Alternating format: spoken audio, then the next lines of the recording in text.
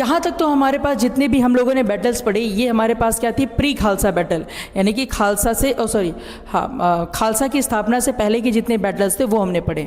अब आगे हम लोग शुरू करते हैं पोस्ट खालसा बैटल्स, यानी कि अब खालसा की स्थापना के बाद गुरुजी ने जो बैटल्स पढ़े उनके बारे में हम डिस्कस करते हैं। ठीक है, तो खालसा की स्थापना के बाद जो पहला बैटल लड़ते हैं गुरु गोविंद जी, उसको हम लोग बोलते हैं first battle of Panipat, first battle of Anandpur 1701 में। ठीक है, 1701 में लड़ा जाता है। अब होता क्या है इसमें, तो फर्स्ट बैटल ऑफ आनंदपुर लड़ा कब जाता है, 1701 में। It took place 2 year after the creation of the Khalsa, Khalsa के निर्माण के, खालसा की स्थापना के 2 साल बाद, यानी कि 1701 में ये बैटल लड़ा जाता है। और ये लड़ा किसके बीच में जाता है, गुरु Gobind Singh ji and the hill chiefs, यानी वापस से देखो जो पहाड़ी राजा थे उन्हीं के साथ लड़ जाता है, क्योंकि पहाड़ी राजा भी डरे हुए थे। पहाड़ी राजाओं को ऐसा लग रहा था कि सिखों की पावर बढ़ेगी तो सिख हमारे ऊपर हमला करके हमारी सारी की सारी टेरिटरी को अपने अधीन कर लेंगे, तो उनके मन में भी एक तरह का खौफ था।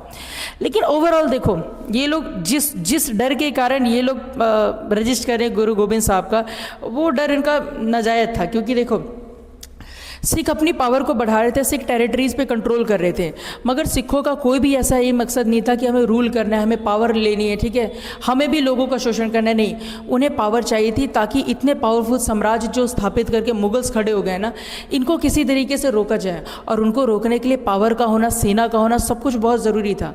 क्योंकि वो लोग ओवरऑल क्या कर रहे थे, वो लोग जनता को टॉर्चर कर रहे थे, इस्लाम में कन्वर्ट करवा रहे थे, आम इंसान को आम इंसान समझ ही नहीं रहे थे, औरतों को औरत नहीं समझा जा रहा था। तो पूरे उन लोगों ने एकदम रायता फैला रखा था ना, उस रायते को साफ करने के लिए, उनके अत्याचार को, उनके पूरी की पूरी साम्राज्य का पतन करने के लिए इनको पावर चाहिए थी। ठीक है, तो ये इस वजह से गुरु गोविंद साहब और सिखों की सेना पावर चाह रही थी। अब आनंदपुर साहब का जो पहला बैटल होता है उसके बारे में हम लोग समझे तो क्या होता है, सबसे पहले फियर ऑफ खालसा, यानी कि खालसा के प्रति एक डर था। The creation of the Khalsa greatly increase the strength and influence of गुरु गोविंद सिंह जी। जो खालसा की क्रिएशन हुई थी उससे क्या चीज़ होता है, सॉरी ये थोड़ा सा बड़ा हो गया, एक सेकेंड। तो बोले the creation of Khalsa greatly increase the strength and influence of गुरु गोविंद सिंह जी। खालसा की स्थापना के बाद गुरु जी की पावर, गुरु जी की स्ट्रेंथ और जो कॉन्फिडेंस होता है सिखों में काफ़ी ज़्यादा बढ़ जाता है। The hill chief became nervous and worried about the growing power of the Sikh. अब जो हिल चीफ्स होते हैं, पहाड़ी राजा होते हैं, काफ़ी ज़्यादा परेशान हो जाते हैं, नर्वस हो जाते हैं। ठीक है, अब होता क्या है, the principle of the Khalsa promoted equality and oppose social discrimination. Khalsa का जो सिद्धांत था सीधा ये कहता था कि हम किसी भी तरह की इनइक्वालिटी नहीं करेंगे, सभी में एक समानता होगी और किसी भी तरह का सामाजिक भेदभाव नहीं किया जाएगा। ठीक है, मगर हिल चीफ जो थे, वो पहाड़ी राजा थे, इन सारी आइडियाज़ के कारण क्या थे, डरे हुए थे कि उन्हें ऐसा फील हो रहा था कि हमारे साथ भी ऐसा होगा, क्योंकि हम भी तो बहुत बड़े लेवल पे इनइक्वालिटी करते हैं, हम भी भेदभाव करते हैं, तो हम भी इस तरह की हरकतें करते हैं समाज के अंदर, तो हमारी भी यानी पावर जाएगी। तो इस वजह से क्या होता है, राजा भीमचंद और Bilaspur demand that Guru ji should either. तो राजा जो भीमचंद होता है वो क्या कहता है, गुरु जी से डिमांड करता है कि या तो वो आनंदपुर साहब को छोड़ दें, ठीक है, या तो अगर वो वहाँ रह रहे हैं तो वहाँ पर रहने का उनको रेंट पे करना पड़ेगा। ठीक है, गुरुजी ने बोला कि भाग जाए यहाँ से। ठीक है, गुरुजी ने साफ मना कर दिया। गुरुजी ने बोला कि तू कुछ भी मैं नहीं करूँगा, ठीक है, ना आनंदपुर साहब छोड़ के जाऊँगा, ना ही मैं तुझे रेंट पे करूँगा। ठीक है, तुम्हारे मतलब बाप दादाओं की ज़मीन नहीं है कि तो तुम्हें रेंट पे किया जाए। अब आगे क्या चीज़ होता है, आगे होता ये है बैटल की अगर हम लोग शुरुआत की बात करें तो क्या होता है, गुरुजी डिमांड को रिजेक्ट कर देते हैं, तो यहाँ से भीमचंद को एक तरीके से ईगो हट हो जाती है। तो भीमचंद क्या होता है, वो यूनाइट हो जाता है, हिल चीफ जो पहाड़ी राजा होते हैं उनके साथ वो क्या कर लेता है, इकट्ठा हो जाता है। इन 1701 there army surrounded Anantapur Sahib. 1701 में क्या होता है कि वो अपनी जो भीमचंद होता है अपनी सारी की सारी सेना लेके आनंदपुर साहिब के किले को क्या कर लेता है, घेर लेता है। अच्छा, द हिल चीफ हो टू फोर्स गुरुजी सरेंडर। अच्छा, जो पहाड़ी राजा थे उन लोगों ने क्या सोचा, हम किले को घेर लिए, बाहर से खाना पीना सप्लाई हो नहीं पाएगा अंदर, तो जो गुरु गोविंद साहब हैं वो अपनी सेना के साथ क्या कर देंगे, सरेंडर कर देंगे। मगर ऐसा होता नहीं है। क्या होता है आगे, Guru Gobind Singh ji prepared the Sikhs for defence. Guru ji ने अपनी पूरी की पूरी सेना को पहले से इन सारी की सारी परिस्थितियों के लिए तैयार करके रखे थे। The Sikh forces fought bravely against the combined आर्मीज of the hill chiefs. काफ़ी बहादुरी से जो सिखों की सेना होती है वो लड़ती है। Sahibzada Ajit Singh who was only 14-15 years displace great courage. उस समय जो साहिबजादा अजीत सिंह होते हैं, गुरु गोबिंद साहब के बेटे, उनकी उम्र सिर्फ 14 से 15 साल होती है और काफ़ी ज़्यादा बहादुरी से साहस दिखाते हुए इसमें युद्ध लड़ते हैं। The Sikh inflicted heavy losses on the enemy, the hill chief fail to capture Anandpur Sahib. अब होता है क्या, जो सिखों की सेना होती है दुश्मनों का काफ़ी ज़्यादा नुकसान करती है और हिल चीफ्स जो होते हैं, पहाड़ी राजा होते हैं, वो आनंदपुर साहिब को कैप्चर करने में क्या हो जाते हैं, असफल हो जाते हैं। ठीक है, तो ये होता है आनंदपुर साहिब के पहले बैटल में। तो पूरी के पूरी ये जो बैटल हुआ था इसका रिजल्ट क्या निकल के आता है। सबसे पहला, the hill chief suffered defeat and became disappointed. काफ़ी ज़्यादा वो निराश हो जाते हैं क्योंकि हार जाते हैं वो। They decided to make peace with Guru Gobind Singh जी। उन्होंने बोला यार पंगा लेने से तो कोई फ़ायदा नहीं है, और लोग गुरु गोबिंद सिंह जी पीस ट्रीटी साइन करवा लेते हैं कि ठीक है हम शांति से रहेंगे, हम किसी भी तरह की अब ऊट पटांग हरकत नहीं करेंगे। Guru ji also preferred peace and agree to an agreement. Guru ji भी मान जाते हैं, ठीक है, वो बोलते हैं कि हमें कौन सा ये खून खराबा चाहिए, हम भी शांति ही चाहते हैं, तो शांति से तुम भी रहो। According to the agreement Guru ji left Anandpur Sahib and went to stay at Nirmohgarh near Kiratpur Sahib.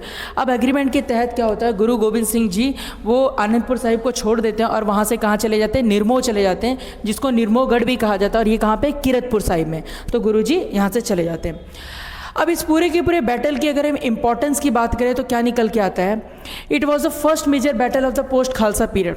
अच्छा, पोस्ट खालसा पीरियड मतलब खालसा पीरियड के बाद का ये पहला बड़ा बैटल था। ठीक है, इसमें ये बैटल क्या शो करता है, जो खालसा की ताकत होती है, जो मिलिट्री की पावर होती है, उसको शो करता है।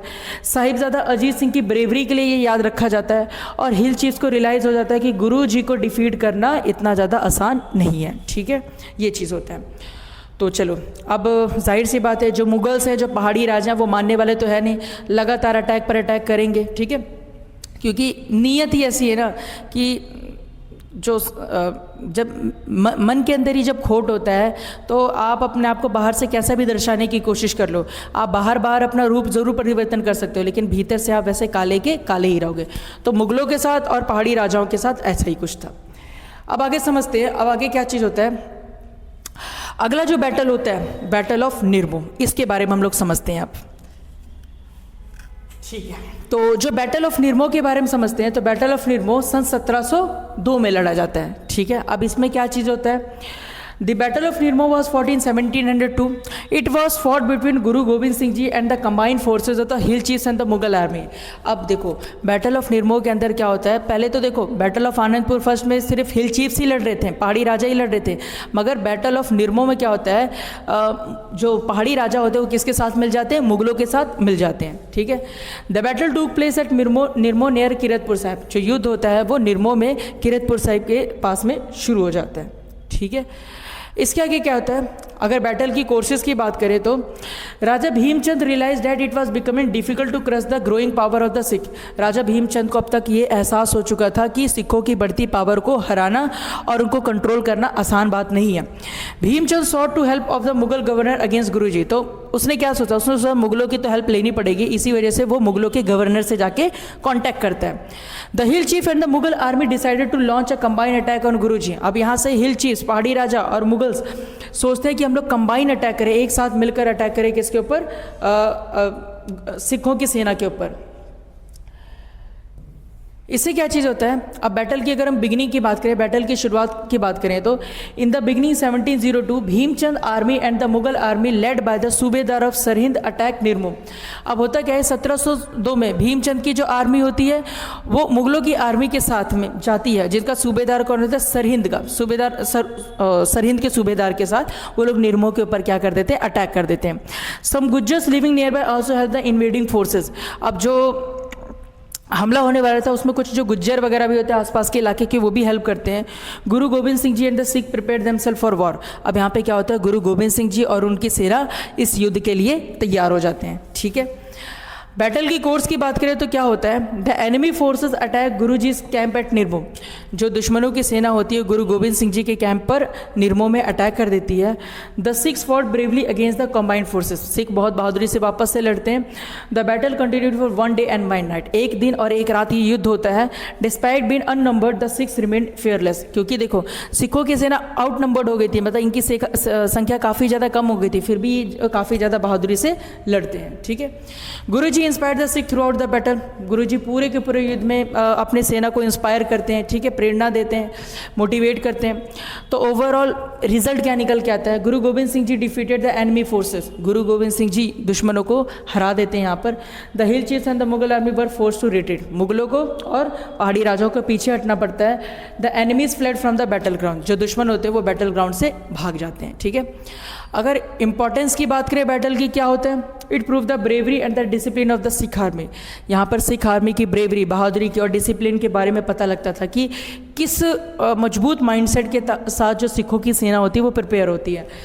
Guru ji successfully defended a combined enemy force, काफ़ी ज़्यादा सफलतापूर्वक वो क्या करते हैं, अब डिफेंस कर लेते हैं अपनी दुश्मनों की सेना का। यहाँ से गुरु गोविंद सिंह जी की प्रेस्टाइज क्या होती है? बढ़ जाती है, ठीक है, उनकी जो प्रतिष्ठा होती है वो काफ़ी ज़्यादा बढ़ जाती है, ठीक। तो अगले लेक्चर में हम लोग बात करेंगे बैटल ऑफ सतलुज के बारे में, जो 1702 में लड़ा जाता है, ठीक है।